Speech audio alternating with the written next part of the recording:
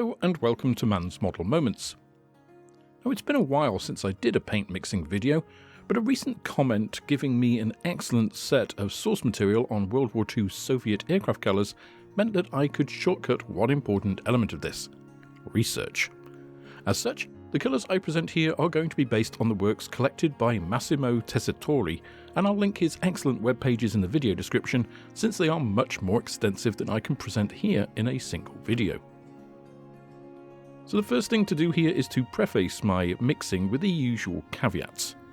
If you've not seen my prior mixing videos and my video on ICM's AT paint set, then I'd pause here and go and check those out, since they cover some fundamentals that I'm going to refer to here a lot. If you don't want to do that, then I'll summarise the key points here.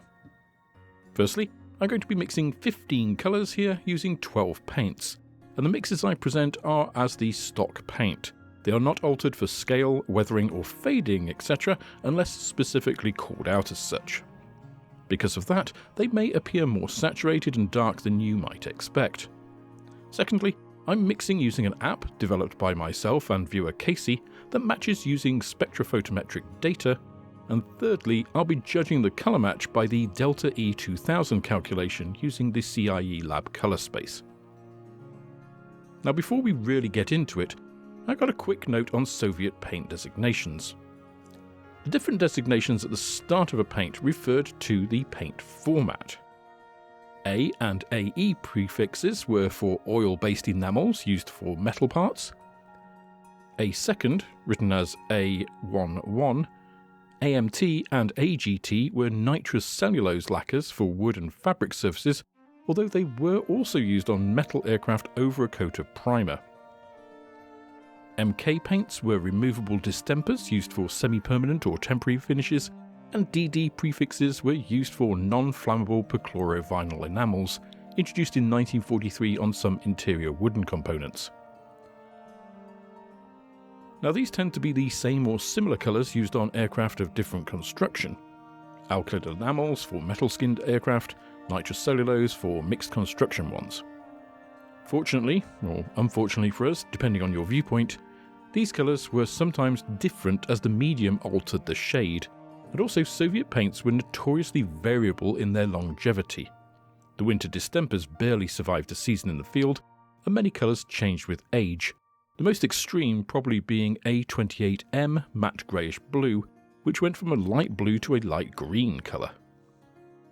That's without the usual wartime shortage of materials, pressures on production, adherence to protocol and the like, meaning that, as with other paint mixing videos I've done before, this is a set of starting points rather than a definitive start and end of all possibilities.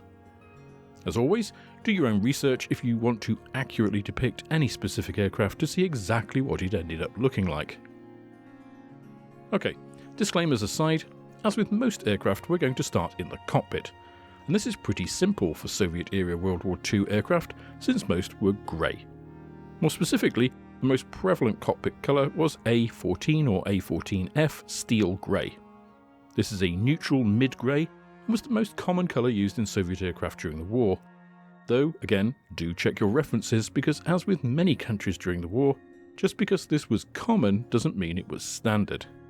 There are reports of aluminium dope and pale blue-grey, which was used extensively in seaplane interiors, also being used, but just note that the bright turquoise blue seen in late Soviet and Russian aircraft was not introduced until sometime in the 1950s, so don't go using that as an interior colour on your World War II subjects.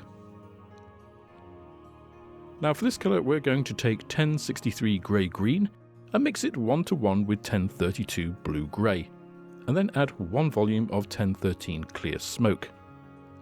Clear smoke is a transparent colour that is going to be doing a lot of heavy lifting for us today with these colours, being used in over half of our mixes. We're then going to lighten this with a single volume of 1043 pale flesh, giving us a 1:1:1:1 mix and a nice DE of 1.4. Now, in 1943 this started to be superseded by DD118, mainly on internal wooden items, but it's quite a similar colour to A14, and simply by omitting the flesh and grey-green and having a simple mix of 1:1 1032 and 1013, you can get to a DE of 1.0 for this, so I'll give you that one for free. Another colour used from 1941 for internal surfaces and some instrument panels was AE9, a much lighter semi-gloss grey that we can just use 1029 white grey as a direct substitute for. So with our interiors dealt with, let's have a look outside at our camouflage colours. Before the war, Soviet aircraft were often painted in one overall colour. This was not considered to be camouflage, but merely a suitable way of protecting military airframes. Some of these single-colour aircraft did make it through to use in the war, however, despite it being against regulations when hostilities started. Now, one of these overall colours was that of AE9 or A2 Svetlo Serii, gloss light grey. And we've just mixed that for our interior, so again we get that one for free to start us off. AE8 and A2 aluminium are another pair used for overall or underside finishes, and as I've mentioned before, I'm not really covering metallic finishes in these videos, so I'll leave that to your own preference. The other widely used colour we start to see used for aircraft upper surfaces is AE7 or A2 Zaszczytny, a gloss dark green colour used from around 1936 or 1937 and still in use up to around 1940. Now ICM have a great match for this in their range already, 1071 camouflage green, but we're not using it here since we're limited to our 12 colours, and this is not one of our most prevalent paints, so actually we're going to mix it from the palette we have. Fortunately, this is really easy, as mixing equal volumes of 1068 olive green with 1013 smoke gets us an excellent DE of 0.7, so we'll take that as a win too. For undersides, aircraft used A2 Svetlo Goluboy, or gloss light blue, which was widely used and persisted until at least 1942, when it was gradually phased out in favour of AMT7. Now for this, we're going to start with 2 volumes of 1076 Deep Sky Blue and darken it with one of 1013. We're then going to boost the green with 1 volume of another transparent colour, 1014 Clear Green, to give us a more turquoise shade, before lightening this with 1 volume of 1032 Blue Grey to give us a nice DE of 1.04. In the field, this colour lightened quite a lot further, and if you want to modulate this, the best way is to add more 1032 to the mix, or 1032 and 1029 if you want to go even lighter. In 1940, the A2 dark green started to be replaced by A2 light green and its enamel equivalent A19F. Metal aircraft like the IL-2 and PE-2 also had their undersides painted in A18F, which was a lot yellower than the A2 equivalent due to the enamel carrier. Once again, this light green was used as an overall upper surface colour, but as we'll see later, it was also used in camouflage schemes too.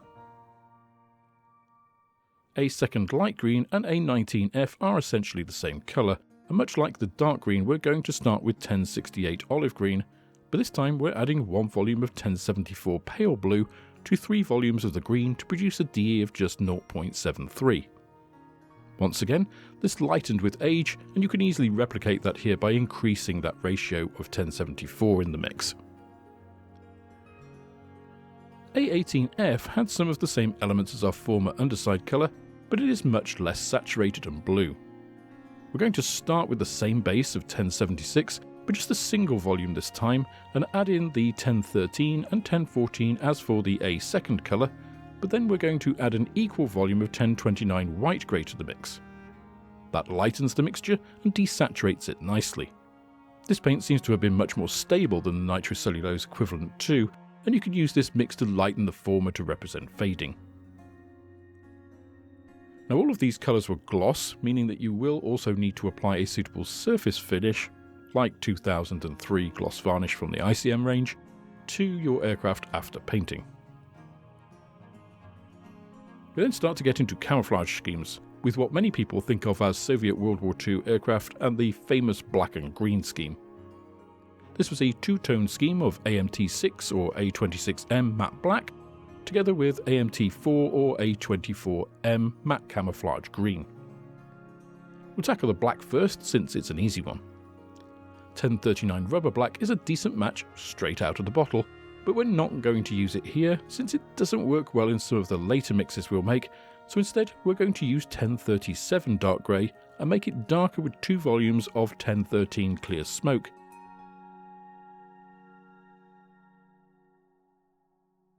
For the green, we're going to once again start with 1068 Olive Green, but boost the green of it by adding 1 of 1014. We're then going to add 1 volume each of 1076 Deep Sky Blue and 1045 Medium Orange, which together bring the blue value up whilst keeping the green value quite low to create the duller camo green we're looking for, with a D of just 0.92.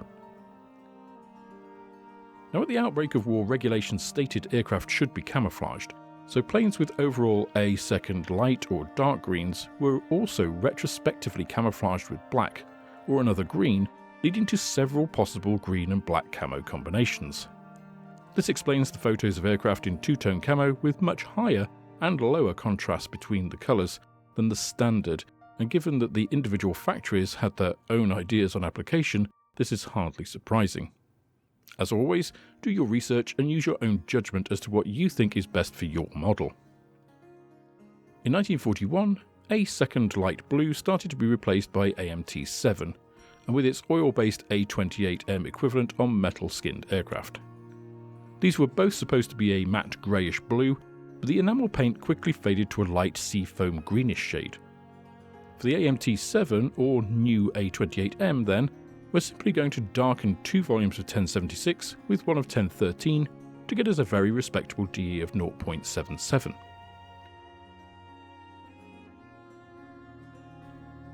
For the faded A28M, we're going to use the much lighter and greener 1063, add 1 volume of 1014 to it, lighten and desaturate it a little with 1 of 1029, and then lighten and desaturate it further by adding 1 volume of 1043, which brings us to a D of 0.43, though this is somewhat nominal given that this is a faded version. You can then mix between this and the former version to create the look you're happy with. Now, I just want to take a moment to thank all of you who have supported me directly through YouTube memberships and Patreon. This really does keep the channel going, and without you it would be very difficult for me to be able to continue doing this. Now, if you're only just seeing your name on here for the first time, it's because I update this monthly, and if I've prepared some videos ahead of time, then there may still have the old list on, even if the list has been updated since then. Don't worry though, your name will get on the list and will continue to appear throughout your support. If you are considering supporting me, YouTube channel membership is by far the easiest way to do this, since Patreon is becoming a more challenging platform to engage with. Whichever you choose, however, I absolutely appreciate your contributions, and don't forget to come and check out the private members Discord, which you get access to at any level. From 1943, new schemes were introduced, with fighters being painted in a two-tone grey scheme, AMT 11 and 12 over the former AMT 7 undersides. AMT 12 was a cool dark grey that we already have an excellent match for in the ICM range, the appropriately named 1037 Dark Grey.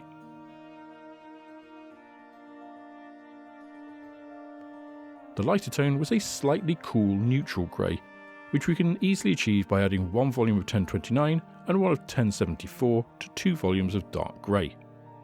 Now, some of you may be thinking that these do not have enough of a bluish shade, as often seen in profile pictures of these aircraft, but that's possibly because that when AMT 11 and 12 were not available, there are reports of equivalents being mixed up using AMT 6 and AMT 7 in the ratio of 2:3 and 3:2 respectively. Indeed, mixing these proportions of the two colours does yield a dark grey very similar to AMT 12, and a blue grey with a similar contrast level to AMT 11, but with a distinctly blue tone. I shall leave you to decide on the veracity of that. If you want to mix in this way, you can lighten 1037 very slightly with 1 volume of 1074 to 5 of 1037 for the AMT 12 equivalent, and 1 each of 1037 and 1076 for the AMT 11 mix. Now, for bombers and attack planes that were more commonly found at low level, we also got a couple of schemes, which we can refer to as the grey-brown-green scheme, commonly applied to aircraft like the IL-2, P-2 and Tu-2 amongst others, and the black-brown-green scheme used on aircraft like the PE-8 and IL-4. Now, as you might imagine, the varied types of aircraft meant that there were different paints, both nitrocellulose and enamel-based, which give us some more colours. The green used in these was AMT4 or A24M, the black was A26M, equivalent to AMT6, and the grey was AMT12 or A32M, all of which we've already covered except the A32M dark grey, which was a lot lighter than the nitrocellulose version. The brown was AMT1 or A21M, both light yellowish brown, but the two different formulations resulted in quite different shades. We thus have three colours to mix here, the first being our A32M dark grey. For this we are going to take 1037, lighten it with one volume of 1063, and then add an equal volume of 1013 to get us a much lighter, slightly stone grey colour. For the browns, we'll tackle AMT1 first.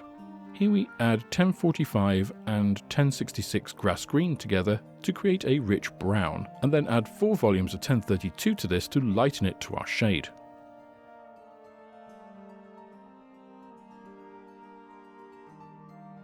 For A21M, we're going to start with a similar base, but a 2-to-1 mix in favour of grass green. We're then going to add 2 volumes of 1032 to that, and finally bring the lightness back a bit with 1 volume of 1013. So that's our 15 colours for today to cover most of World War II Soviet aviation. Now of course, as I've mentioned, many of these colours faded in the field. The usual shortages of supply and vagaries of field application mean that there is a lot of variation possible, but I'll cover all of this in a separate video in the future. For now, let's just have a look at some examples of these colours on some aircraft. First up, we have the overall AE9 light grey of pre-war aircraft. On the other side, we see the overall gloss dark green upper surfaces and gloss light blue undersides. In our next I-16, we have the gloss light green upper, along with the lighter A18F on the undersides. On the other side, we have the standard matte black and camouflage green two-tone camo with AMT7 undersides, all of which were matte finishes. Now if all of these colours look very bright and even cartoonish to you, then you're not alone, as many Western observers at the time were quite disdainful of Soviet practices and judging many of the colours as unsuitable for camouflage. Now there were many specific patterns of application for these finishes, many of which were highly individualistic. These would depend upon the specific factory manufacturing the aircraft, as well as the period during the war, but they could also vary depending on the preferences of individual workers. Factories often produced a range of somewhat agreed methods for many pattern applications and the type of paints used, but that's about it. So, once again, check your references.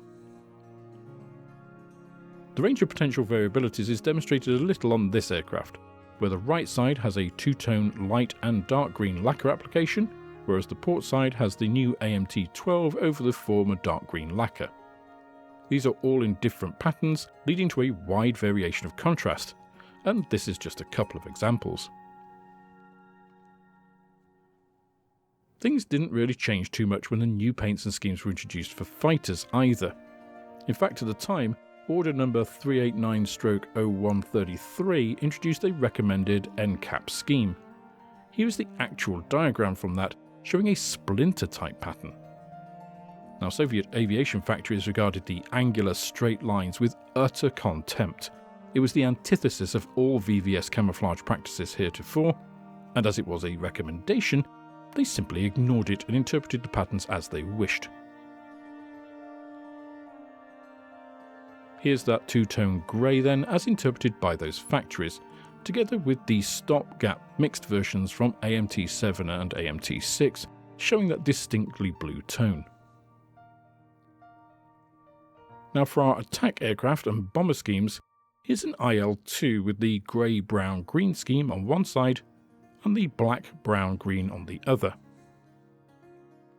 I've also depicted the faded version of A28M on the undersides here, showing just how much this paint would change over time. So that's everything I have for you today on the paint colours of the VVS. I'd love to hear your thoughts on what I've shown today, and if you want to pick up the paints, I've put together a couple of bundles of the relevant ICM paints which are available through my model shop website, mansmodelmoments.com. You can also find bundles for the other videos I've made and the complete 80 paint set too. I hope if you found this useful, then I've earned a like on the video and maybe a subscription too, and if you do subscribe then please do click the notification bell and set that to all so you'll know when I upload further videos in this series. As I mentioned, I'd love to hear your thoughts on the video too. I do read each and every comment posted on my videos, so please do go down and leave your thoughts in the comments section below. All of this interaction is absolutely free and it only takes a few moments of your time, but it really does help a small channel like mine. That's all for this instalment of Man's Model Moments. If you enjoyed the video, please click the like button, subscribe to the channel for more like it, and share this video with others you think would also enjoy it. You can also follow me on Instagram, Twitter and Facebook, and if you're feeling generous then I also have a Patreon, which is absolutely the best way of helping me to grow the channel and produce more content like this. With that, I hope you have plenty of modelling moments of your own, and I look forward to welcoming you on the next video.